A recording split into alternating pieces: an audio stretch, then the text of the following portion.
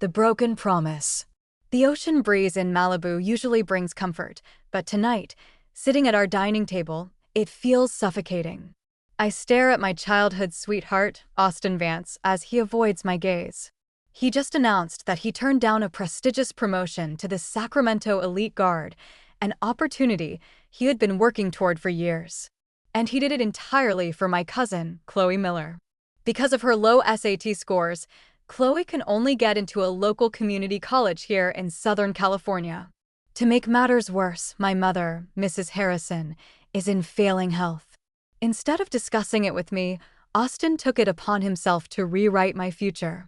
"I already filled in the details on your college enrollment form, Maya," Austin says, his voice smooth, as if he hasn't just derailed my life. "We're both staying here in the South Bay. We can go to the local state college together." My mother nods along instantly, her face pale but determined. "That's right, Maya. I promised your late uncle that I would take absolute care of Chloe. You have to help me look after her too. You need to forget about Stanford University. Honestly, what's the point of moving all the way up to Northern California just for an education? When you marry Austin in the future, you'll be a military wife living on base with him anyway." Before I can even process the betrayal, Chloe's eyes well up with tears. Right on cue, she starts sobbing as if she is the victim in this room. "It's all my fault for being so useless," Chloe wails, burying her face in her hands. "My parents are gone, and now Maya can't even go to her dream university because of me. You guys should just leave me alone. I'll be fine living on the streets by myself." The second Chloe starts crying, Austin and my mother fly into a state of absolute panic. They rush to her side, wrapping her in blankets and murmuring sweet words of comfort. I watch them, feeling completely invisible. Without saying a word, I rise from my chair and quietly walk back to my bedroom.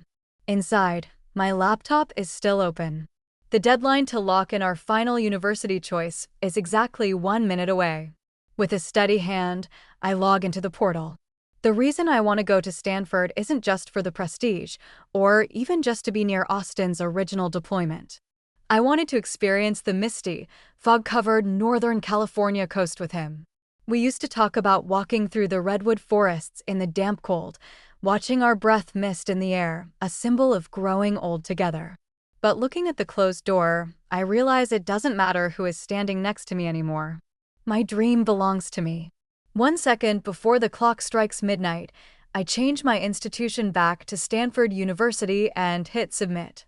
The exact second the confirmation screen flashes, my bedroom door slams open with such force it rattles the windows. My mother stands in the doorway, her face livid with rage. "Maya Harrison, get out here right now," she screams, her voice trembling. "Who do you think you are, pulling that silent attitude at the dinner table? Chloe is your cousin. How could you be so utterly heartless? Get out there and apologize to her this instant." I don't move an inch. I keep my eyes fixed on the screen, my voice entirely flat.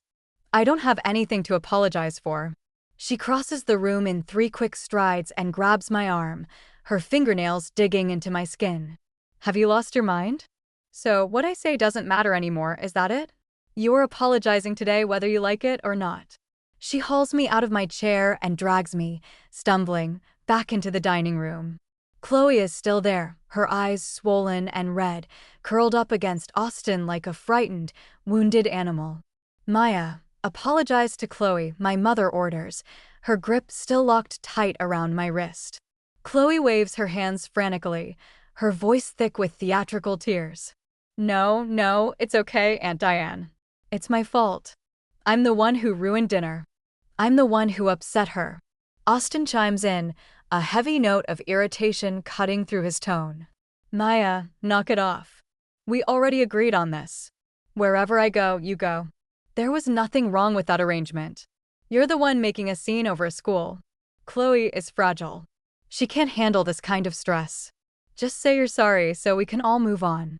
I look at the 3 of them, and the entire scene suddenly strikes me as profoundly absurd. Making a scene? I almost laugh out loud. I know exactly what I am doing. "I didn't make a scene," I say calmly. "And I just changed my Before I can finish the sentence, a sharp slap cracks across my face so hard it snaps my head sideways. My vision goes black at the edges. My mother put every ounce of her strength into it. And you have the nerve to talk back. Her voice cracks as it climbs higher, filled with hysterical anger. Maya, I raised you for nothing. Have you forgotten everything? Your father died when you were young. Do you remember how hard things were for us? I was a widow, alone with a child. We barely survived. And who helped us? Your Uncle Jason. She is crying now, jabbing a trembling finger into my chest. Your uncle could barely make ends meet himself. But when you got that severe pneumonia and had to be hospitalized, he was the one running around the city borrowing money from strangers to cover our medical bills. And later, when he had a chance at a corporate transfer in San Francisco, a real opportunity to change his life, he turned it down just to stay close enough to look after us. I owe him my life, Maya, and I will never be able to pay that back. Now he and your aunt are gone, and their only daughter was left in my care. I will take care of her. And that includes protecting her from you. You don't get to mistreat her. Everything my mother says comes out between ragged sobs. But instead of feeling guilty, all it does is send a wave of pure fire through my veins. The lies have gone on for too long. I can't hold it in anymore. The truth unraveled. Yes, Uncle Jason helped us, I say, my voice cutting through her sobs like ice. But have you forgotten how much money you funneled to his family when Dad was still alive? Dad worked himself into an early grave doing manual labor, and you handed his hard-earned savings over so Uncle Jason could buy a house in Orange County and a brand new truck. My mother stops crying, staring at me in absolute shock. But I'm not done. And that time I was in the hospital? Sure, he covered the bill initially. Then he turned around and told every single relative in California that you were a helpless widow dragging his family down. You felt so consumed by guilt that you paid him back 10 times what he actually spent. As for giving up that San Francisco transfer, he didn't decline it for us, Mom. He failed his performance evaluation because he was incompetent.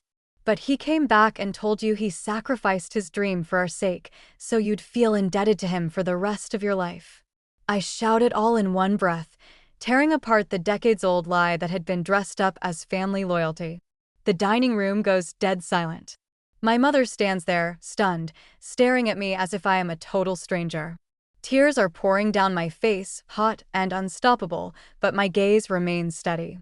Mom, if you think you owe him, then pay that debt yourself, I whisper, my voice cracking. Why do you have to drag me into it? Why does my future, my education, and my life have to be the price for what you think you owe a dead man? I turn my gaze to Austin. My hand is shaking as I point a finger at his chest. And you? You only get a few days of leave a month. Every single time you made up some excuse about being stuck at the base or being too busy to see me, did you really think I was blind? Mom told you to take Chloe out to the beach, to dinner, behind my back, and you did it without a second thought. So, what gives you the right to decide where I go to college? The silence in the room is suffocating. My mother clutches her chest, her lips trembling, utterly unable to find a single word to defend herself. Something flickered deep behind Austin's eyes, a flash of raw guilt he couldn't quite hide fast enough. Suddenly, Chloe drops to her knees on the hardwood floor in front of me with a heavy thud. I'm sorry. It's all my fault, she screeches, her voice echoing dramatically. Then, right on cue, she starts coughing violently, clutching her throat, almost gagging as if the stress is physically killing her. Whatever hesitation or guilt was left on Austin's face instantly vanishes. He looks up at me, his eyes low and vicious. You're completely out of your mind, he snarls. Before I can even register his movement, his hand swings out. The slap is harder and louder than my mother's. The sheer force of the impact sends me staggering backward, my hips smashing violently into the sharp corner of the heavy wooden dining table. A blinding, sharp pain tears through my side, and the unmistakable metallic taste of copper floods my mouth. Chloe grabs his arm, weeping hysterically. Austin, stop. I'm fine. Please don't blame Maya. He immediately pulls her into his arms, lifting her up, his voice turning incredibly soft and protective. You're too kind for your own good, Chloe. After everything she just did to you, you're still defending her. My mother recovers from her shock turning into open hatred as she glares down at me. Maya, get on your knees and apologize to Chloe right now. I let out a bitter, hollow laugh. Wiping the blood from my lip, I take one last look at the three of them huddled together, the perfect, pathetic little family. Whatever warmth, love, or loyalty was left inside me for any of them goes out like a light terminal. I drag myself up, unsteady on my feet, and walk right out of that suffocating house into the cool Malibu night. I walk all the way down to the beach and sit on the sand, watching the dark waves crash under the moonlight for hours. Finally, I pull out my phone and scroll back to a text message Austin had sent me 6 months ago. You've always wanted to see the fog and the big trees up north, right? My commander said I'll be able to transfer to the Sacramento Guard in about 6 months. You can go to Stanford for school, and we'll finally get to experience it together. We'll walk through the redwoods, you and me, for the rest of our lives. I remember crying tears of pure happiness when I first read that text. It had meant the world to me. Now, staring at it in the cold ocean air, I realize it was only ever my dream. And I am the only one who is going to make it happen. I stay at the beach until the sky begins to turn a pale gray at dawn before finally heading back to the house. The entire night, neither Austin nor my mother called or texted to ask where I was. The only updates on my phone are automated notifications from Chloe's social media. She had posted a steady stream of videos showing the two of them fussing over her, baking her cookies, and trying to make her feel better. When I push open the front door, I find my pillow and blanket tossed in a messy heap on the living room floor. My mother is standing in the kitchen, her voice ice cold as she spots me. If Chloe has to share a bedroom with you for one more night, she'll never get a moment's peace, she says without looking at me. From now on, you sleep out here on the couch. Austin walks out of the hallway, his eyes bloodshot. He looks at me with a judgmental scowl. Your mom is right, Maya. That toxic temper of yours needs to change. When we're married and you're living on base with me, nobody is going to tolerate this kind of erratic behavior. You should start getting used to falling in line now. I don't even bother responding. The energy to argue is entirely gone. I silently pick up my blanket, arrange it on the couch, crawl under it, and close my eyes. I haven't slept a single wink all night. All I want is a moment of quiet. My mother lets out a scornful, disgusted laugh from the kitchen. Stubborn and useless. You're turning out exactly like your dead father. Then, her tone shifts entirely, turning warm, bright, and motherly as she links her arm through Chloe's, who just walked out of my old bedroom wearing one of my favorite sweaters. Come on, sweetie. Let's take you shopping at the Commons for some new clothes. You're starting college soon, and we need to make sure you look like a star. The three of them walk out the front door, laughing and chatting happily. Not a single one of them turns back to look at me. The danger of silence. I sleep heavily until the late afternoon. When I finally open my eyes, the house is completely silent, the bright California sun cutting through the blinds. My throat feels incredibly dry and parched. I walk into the kitchen, find my stainless steel thermal flask on the counter, and take 2 massive gulps of water before my brain registers the taste. It isn't water. It's thick, sweet mango juice. By then, it is already too late. Within seconds, my throat begins to tighten up, and angry red welts rapidly break out across my arms and neck. I am severely allergic. I tear through the hallway medicine cabinet, desperately throwing bottles aside to find my EpiPen or allergy medication, but every single pill and auto-injector is completely gone. Panicking, I stumble toward the living room. As I knock over Chloe's backpack resting by the door, a half-empty carton of the exact same mango juice leaks out onto the floor. There is no time to think. Fighting for breath, I manage to dial 911 on my phone before my vision goes dark and I collapse onto the hardwood. When I finally wake up, the harsh fluorescent lights of the hospital ceiling blind me. My mother is sitting in the chair beside the bed, flipping through her phone, looking visibly annoyed. As soon as she sees me stir, she groans. Can you seriously not let me have one good day, Maya? What is this dramatic stunt now? A suicide attempt just to get attention. I shake my head frantically, tears pricking my eyes as I speak through a raw, swollen throat. Mom, no. It was Chloe. She put mango juice in my thermal flask on purpose. She hid my medication. The next second, another sharp slap cracks across my face, stinging my skin. Shut your mouth, my mother snaps, standing up. Chloe has been living with us for 6 months, and you've done nothing but bully and terrify her. Why would she do something so monstrous? How did I end up with a daughter this fundamentally rotten? She turns on her heel and storms out of the room without another word, leaving me alone with the steady beep of the heart monitor. A few minutes later, the heavy door swings open again. It's Austin. He walks over to the bedside, his expression softening with something that almost looks like genuine guilt. He reaches down, using his thumb to gently wipe a tear from my cheek, and sighs deeply. Look, Maya, I'll admit I haven't been paying enough attention to you lately, he says, his voice dropping into that familiar, soothing tone. But your mom asked me to look after Chloe, and I can't just say no to her. She's been like a second mother to me since I was a kid. I promise, once you're both settled into your respective colleges and Chloe makes her own friends, I'll spend every single leave day with you.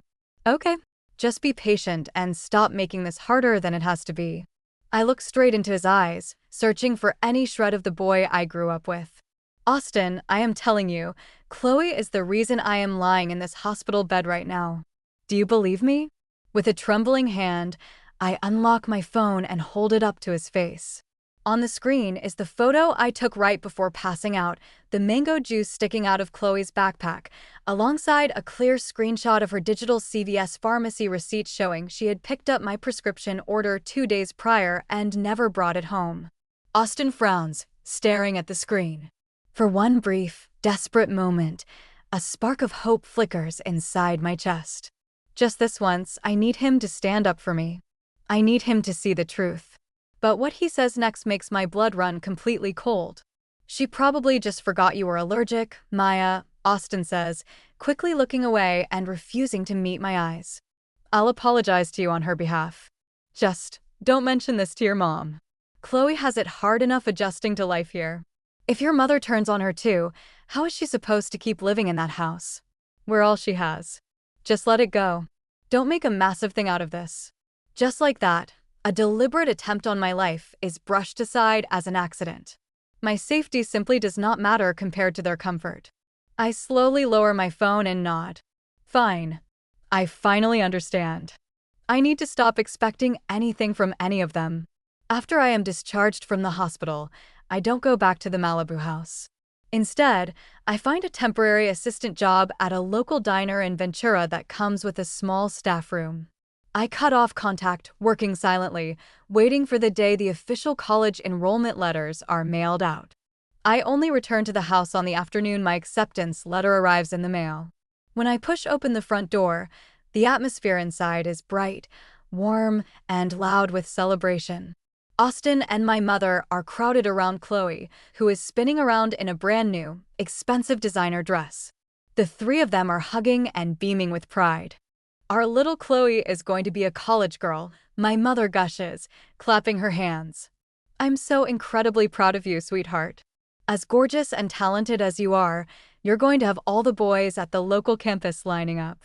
Chloe hangs off Austin's arm with a shy, dimpled smile, swaying playfully against him. None of them could ever compare to you, Austin. You'll always be the best man in the world. The exact second the door clicks shut behind me, the laughter instantly dies. The warmth evaporates from the room. My mother shoots me a venomous look. Gone for weeks without a single word? I thought you were dead in a ditch somewhere. Austin, however, notices how much weight I've lost. A flash of genuine concern crosses his face, and he steps forward, reaching out to grab my hand. Maya, look, I'm going to help your mom cover the tuition for both you and Chloe, so you don't have to work yourself into the ground anymore. I pulling my hand free from his grip, cold and unyielding. Don't bother. I turn directly toward my old bedroom to grab the last of my legal documents. Maya, Austin calls out, softening his voice deliberately to stop me. Since the official acceptance letters are finally in, let me drive you both over to the campuses this weekend. We can get the lay of the land before the semester starts.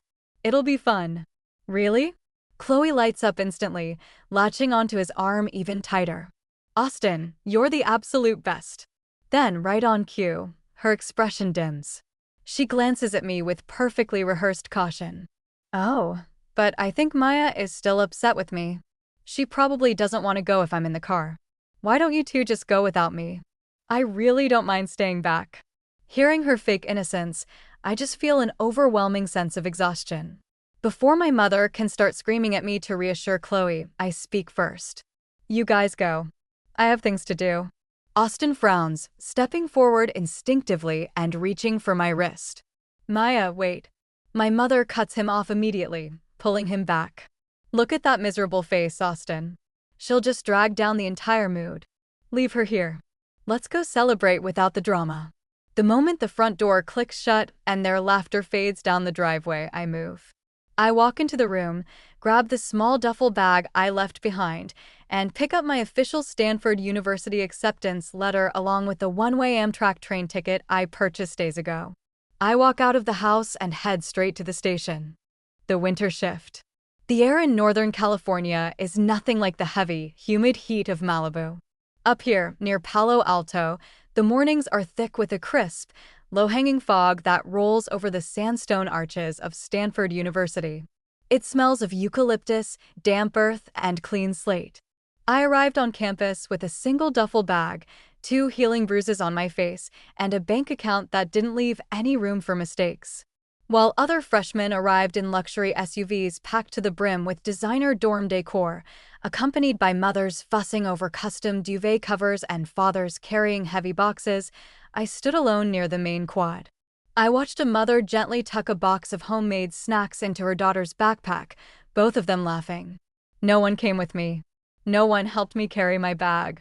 No one asked if my jaw still throbbed when I chewed. So, I carried it myself. The housing administration supervisor looked at my late arrival form, her brow furrowing as she checked her system. But then her eyes fell on the official hospital discharge record and the police report copy I had submitted to the Student Affairs office ahead of time. Her tight expression instantly softened. "You're Maya Harrison," she asked, her voice dropping to a quiet, respectful register. I nodded, keeping my hands straight at my sides. "Your room assignment is locked in," she said, handing me a digital keycard.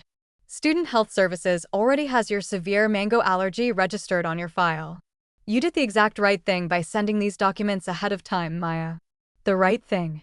Hearing those words almost made something crack inside my chest. Back in Malibu, presenting hard evidence was called bullying. Expressing physical pain was called manufacturing drama. Choosing to survive was called having a toxic attitude.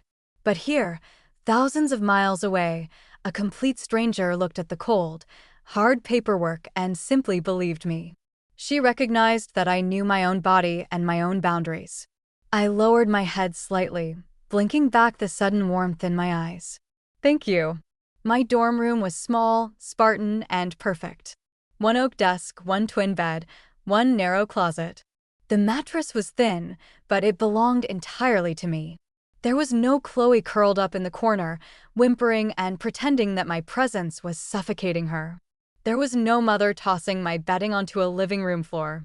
There was no one telling me to shrink myself so a liar could breathe. I unpacked with deliberate slowness. My Stanford acceptance letter went into the top desk drawer. My emergency medical kit went into the medicine cabinet. My certified allergy warning card went straight into my wallet. As for Austin's old text message about the redwoods, I kept it on my phone. Not because I wanted him back, and certainly not out of lingering affection. I kept it because I wanted a permanent, digital reminder of what a beautiful promise sounds like right before it turns into a weapon. 3 days later, my phone vibrated violently against the library desk. The screen lit up, Diane Harrison. For a long moment, I just watched it buzz. The silence of the library surrounded me, the quiet tapping of laptops, the turning of textbook pages. Finally, I swiped to answer. "Where are you?" "No, hello." "No, are you safe?" "No, how's your throat healing?"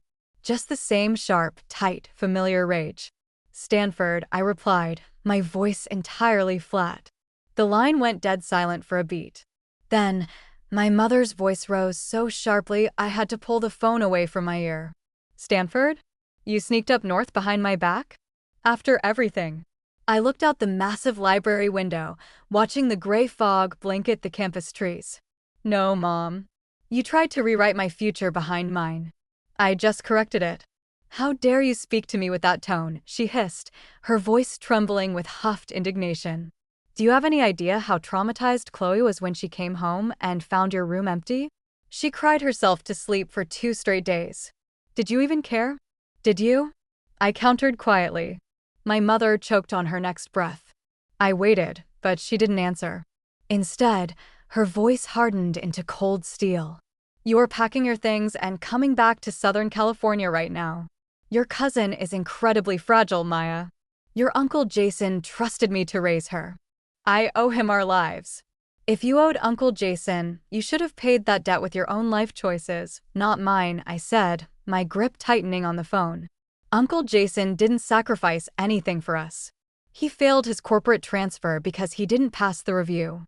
He used your guilt to turn you into a personal bank, and you used his daughter to completely replace your own. Enough, she shrieked, her voice cracking. You heartless, ungrateful thing.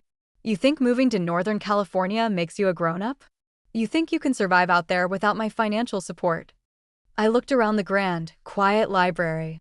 At the students focusing on their futures, at the vast world outside that didn't care about the lies of a small house in Malibu. I've already started, I said. And for the first time in my 18 years, I hung up the phone before she could hang up on me. The cold confrontation. Austin called that very night. I sat on the edge of my twin bed, watching his name flash across the screen. Part of me, some stubborn, lingering ghost of the girl who used to sit on the Malibu sand holding his hand, wanted to hear what he sounds like when he isn't trying to perform for an audience. I pressed answer and held the phone to my ear without speaking. Maya? His voice was lower, stripped of the harsh irritation he had used at the dining table. It was the soft tone he used to use when we were kids, back when we hid in the dunes to escape the heat. Are you really up at Stanford? I am. You should have told me, he exhaled, a heavy sigh traveling through the line. I let out a soft, humorless laugh.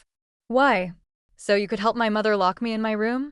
Or so you could fill out another community college form for me?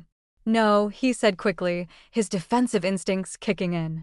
So I could help you pack. So I could handle your mom. I know things got completely out of hand before you left, Maya. But you have to understand the position I was in. Chloe lost her parents.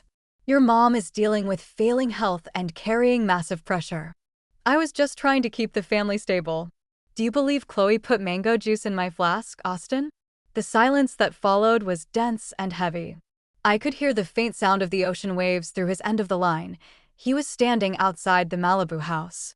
Maya, she probably just forgot, he muttered, using the exact same scripted excuse. She wouldn't do something that malicious on purpose. She's not a monster. I closed my eyes, a wave of profound relief washing over me. Not because he believed me, but because his denial meant I no longer had to waste a single ounce of my life wondering if he was worth saving. Even with hundreds of miles between us, his first instinct was still to build a fortress around Chloe's lies. Do you remember hitting me, Austin? I asked, my voice dropping to a dangerous whisper. I heard his breath catch. I was angry. You were backing her into a corner, attacking her. I was telling the absolute truth, I corrected him. And I ended up in an emergency room because of her. You made it very simple for me that night, Austin. When I was the one bleeding, you ordered me to apologize. When I almost died, you asked me to let it go. There was never a single version of our future where my life mattered first. Maya, don't do this, he pleaded, his voice tightening with a sudden edge of desperation. I gave up the Sacramento guard transfer for us. Don't make me regret it. You didn't give it up for me, I said, my heart rate steady and calm. You gave it up because staying in the South Bay with a girl who worships your lies is much easier than moving north and facing the truth. You lost the only part of yourself I ever respected. Goodbye, Austin. I ended the call before he could speak my name again. This time, my face remained entirely dry. The final thread had snapped, and it hadn't even hurt. Back in Malibu, the realization that I hadn't left just to throw a tantrum finally began to sink in. 2 days later, a cousin sent me a frantic text message.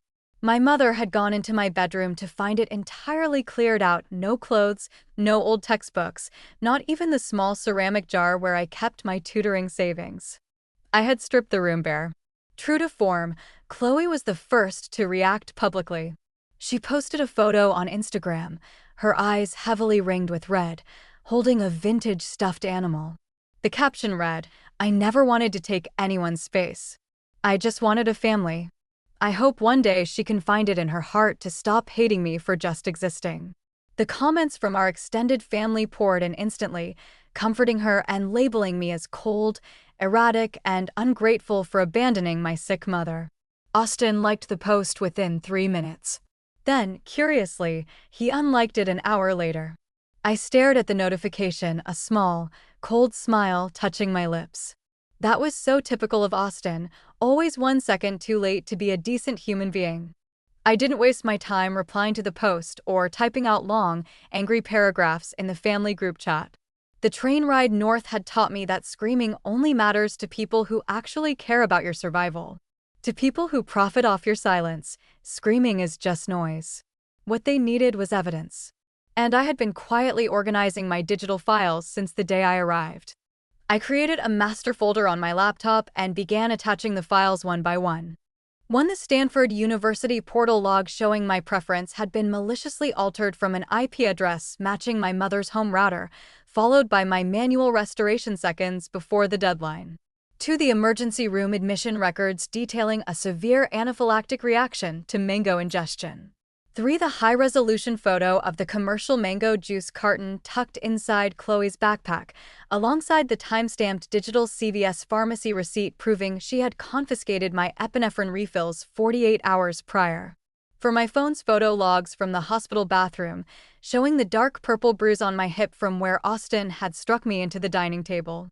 5. The downloaded video files from Chloe's own social media, documenting my mother and Austin laughing and celebrating her local college acceptance while I was literally hooked to an 4-line in a public ward.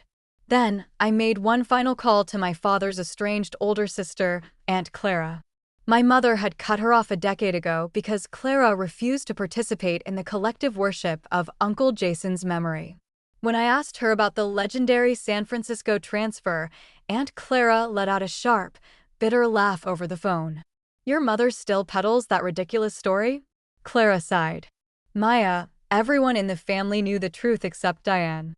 Jason failed his security clearance and performance evaluation. He was completely unfit for the promotion.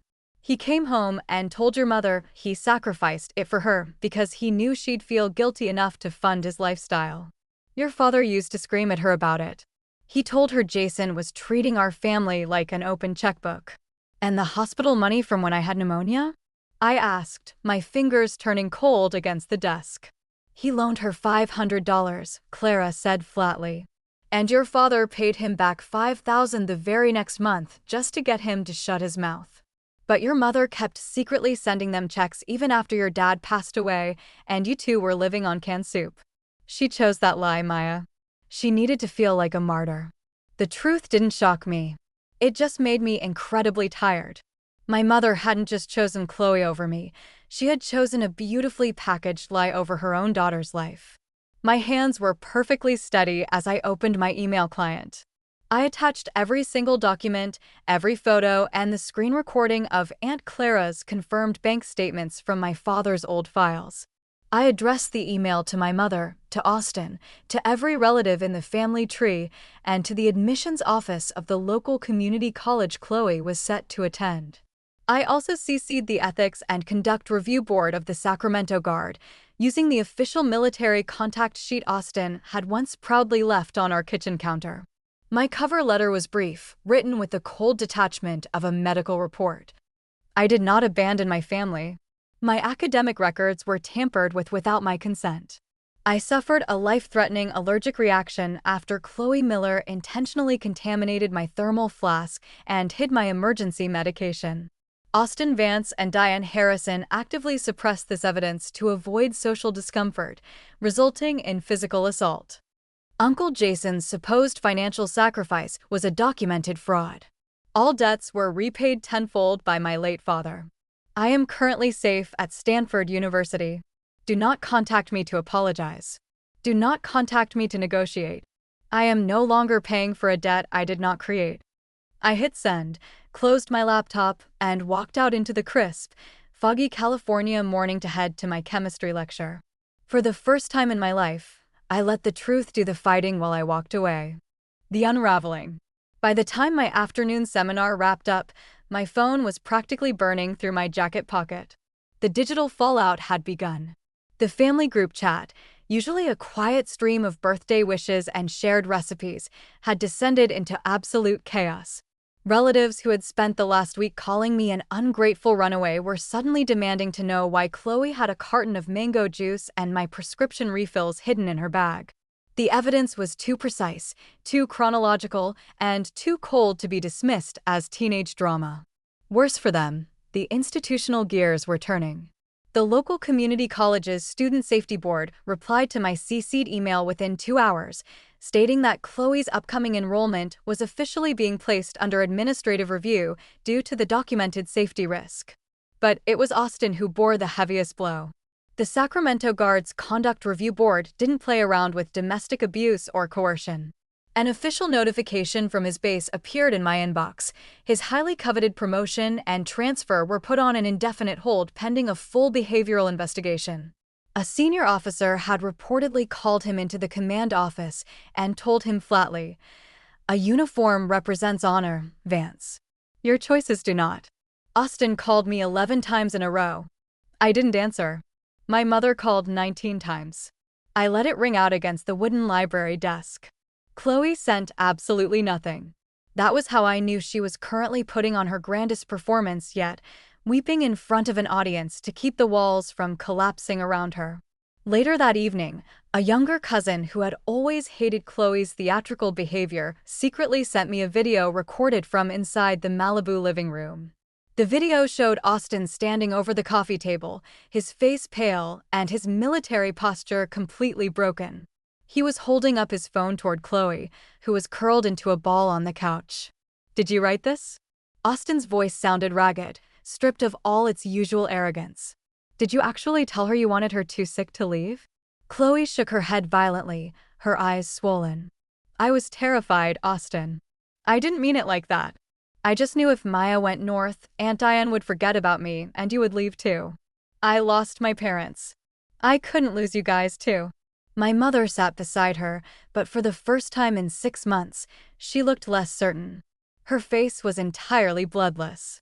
She looked at the photos of the hospital files on her own phone, then slowly turned her head toward Chloe. "Chloe," my mother whispered, her voice trembling. "You knew about her allergy. You knew she could have stopped breathing." Chloe's tears stopped for a fraction of a second, her mask slipping to reveal something desperate and sharp. "I only helped you do what you wanted. You said she had to stay. You told me she owed us."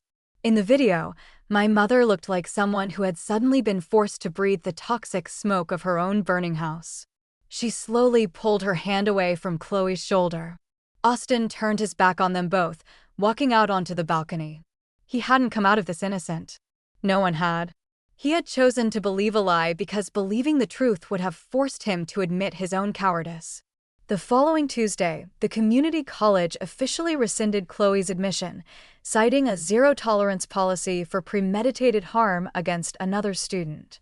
Extended family members stopped sending financial aid to the Malibu household, realizing they had been funding a decades-long scam orchestrated by the late Uncle Jason. The perfect little family had imploded from the inside out. Austin came up to Palo Alto 2 weeks later, right after the first true frost hit the valley. I was walking down the steps of the main library when I saw him standing near the sandstone arches under a heavy, overcast sky. He looked noticeably thinner, his jacket collar turned up against the northern chill. The easy confidence that used to define him was completely gone. "Maya," he said, stepping into my path as I tried to walk past. "Please, just give me 5 minutes." I stopped, adjusting the strap of my duffel bag, looking at him with the same clinical detachment I used for my biology labs. "What do you want, Austin?" To apologize, he swallowed hard, his jaw tightening. "I'm sorry I hit you. I'm sorry I didn't look at the evidence in the car. I'm sorry I tried to control your future. I stood perfectly still in the biting cold. And? He looked at me, his eyes filled with a raw, desperate realization that there was no bottom to the debt he had accrued. And I'm sorry I chose Chloe when I should have chosen you. I shook my head slowly. That's where you're wrong. You shouldn't have chosen me over her. You should have chosen the truth over your own comfort. I lost the Sacramento promotion, Maya, he admitted, his voice cracking. They pushed me down to a low-level base clearance. I deserved it. Yes, you did. The old Maya would have softened. The old me would have reached out, touched his arm, and told him he was still a good man. But the girl standing in the northern frost didn't move an inch. I thought you would come back after the email, he whispered. I thought once the dust settled. That was your first mistake, I said clearly. Thinking I was still waiting exactly where you left me. A cold, biting rain began to fall, slicking the stone paths around us. Austin stood there, completely drenched, watching me turn and walk away into the fog. For the first time in our lives, he didn't try to follow me. The real snow came 2 weeks later. I woke up before dawn because my dorm room felt unusually bright. When I pushed back the heavy curtains, my breath caught in my throat. The entire campus had turned completely, breathtakingly white. It fell silently, blanketed over the red-tiled roofs, the bare oak branches, and the stone pathways, entirely unconcerned with who had broken a promise or who deserved a fresh start. It simply arrived. I pulled on my thick winter coat and ran outside. The freezing air hit my face, sharp, clean, and beautifully real. Snowflakes caught in my hair and melted on my eyelashes.